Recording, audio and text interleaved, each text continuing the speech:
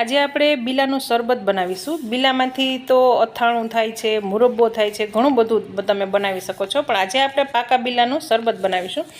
બીલું જે છે એમાં ઘણા બધા ગુણ રહેલા હોય છે। એ શરીરને ગરમીથી બચાવે છે અને આપણું શરીર જે છે એને હાઇડ્રેટ કરે છે। અને બીલાને ઇંગ્લિશમાં વુડ એપલ કહેવાય છે અને એને અમૃતફળનો પણ દરજ્જો આપવામાં આવ્યો છે, કારણ કે પેટની બીમારીમાં તો બીલું અક્ષર છે। પાચન તંત્ર અને આંતરડાના રોગોમાં તો ખૂબ જ ફાયદો કરે છે। એમાં કેલ્શિયમ, વિટામિન, મિનરલ અને એન્ટીઓક્સિડન્ટ તો ભરપૂર માત્રામાં રહેલું હોય છે અને શરીરને આ ગરમીથી બચાવી અને હાઇડ્રેટ કરે છે। અને બિહારમાં એનો મેક્સિમમ ઉપયોગ થાય છે। અહીંયા આપણે એટલી અવેરનેસ નથી અને એપ્રિલ પછી પાકા બીલા મળતા હોય છે અને પાચન તંત્ર અને આંતરડામાં તો એ અક્ષીર માનવામાં આવે છે। અને આપણા શરીરમાં જે પિત્ત, વાત અને કફ છે, એમાં પિત્ત અને કફના 100થી વધારે રોગોમાં એનો ઉપયોગ કરવામાં આવે છે। તો ફ્રેન્ડ્સ, જો એના ફાયદાઓ વિશે વાત કરશું તો વિડીયો ખૂબ જ લાંબો થશે અને તમે વિડીયો છોડીને જતા પણ રહેશો। તો વચ્ચે વચ્ચે વિડીયો સ્કીપ ના કરતા આપણે એના ફાયદા અને કોણ ખાઈ શકે અને કોણ ન ખાઈ શકે એની બધી ચર્ચા કરીશું। તો હવે આપણે વિડીયો ચાલુ કરીએ। એના માટે મેં અહીંયા એક બીલું લીધું છે। બીલાની ઉપરની જે સરફેસ હોય છે એ હાર્ડ હોય છે, તો એને તમે હાથમાં બીલું રાખી અને દસ્તાથી મારી અને ફેરવતા જશો એટલે ઉપરની તમે જોઈ શકો છો ક્રેક આવી જશે। પછી એને તમે થોડું ટ્વિસ્ટ કરશો એટલે ઇઝીલી તૂટી જશે। તો હવે એની અંદર જે પલ્પ છે એને આપણે ચમચીથી મદદથી કાઢશું।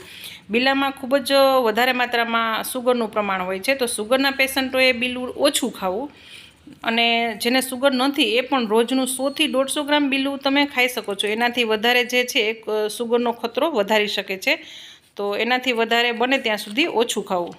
તો હવે આવી રીતે આપણે બધો જ પલ્પ જે છે એને બહાર કાઢી લઈશું અને એમાં 1/2 લીટર જેટલું આપણે પાણી ઉમેરવાનું છે। અને અહીંયા ખાસ તમે હેન્ડ મિક્સી કે બ્લેન્ડરનો કે મિક્સીનો ઉપયોગ ન કરતા, એનાથી આપણામાં જે રેશા અને બીજ હોય છે એ પણ પીસાઈ જાય છે, જેનાથી આપણું શરબત જે છે એમાં કડવો ટેસ્ટ આવશે। તો આપણે ખાસ હાથેથી જ આવી રીતે આપણે એને મેશ કરવાનું છે અને મેક શ્યોર કે તમારા હાથ જે છે એ સાફ કરીને જ શરબત બનાવવાનું ચાલુ કરજો।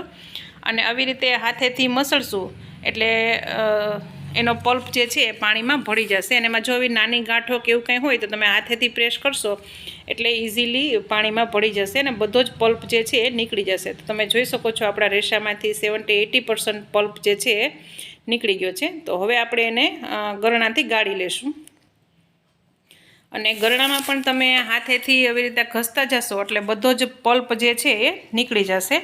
અને ખાસ બીલામાં વિટામિન એ રહેલું હોય છે, જે આંખો માટે સારું છે। અત્યારે મોબાઈલના સમય છે તો આંખોને તો ખૂબ જ સ્ટ્રેસ આવે છે, તો વિટામિન એ હોવાથી આંખો માટે ખૂબ જ સારું છે। અને બીજા નંબરમાં જેને માઇગ્રેન હોય એના માટે તો ખૂબ જ સારું છે, માઇગ્રેનને દૂર કરે છે। તો આવી રીતે આપણે જે બધો જ પલ્પ છે એ બહાર કાઢી લેશું। અને ફ્રેન્ડ્સ, બીલું જે છે એ ગરમીમાં આપણા બોડીને હાઇડ્રેટ કરે છે અને ખાસ જે છે એ અત્યારે પોલ્યુશન એટલું બધું વધારે છે, તો એની ઇફેક્ટ આપણે બોડી ઉપર જે થાય છે એને પણ એ ઓછું કરે છે। તો હવે જે બાકીનો પલ્પ છે એને પણ આપણે એક બીજા બાઉલમાં કાઢી લઈશું અને એમાં 1 કપ જેટલું પાણી નાખી અને પાછું આપણે હાથેથી એવી રીતે મસળી લઈશું, જેથી એમાં થોડો ઘણો પણ પલ્પ રહ્યો હોય તો એ પાછો આપણે એને યુઝ કરી શકીએ।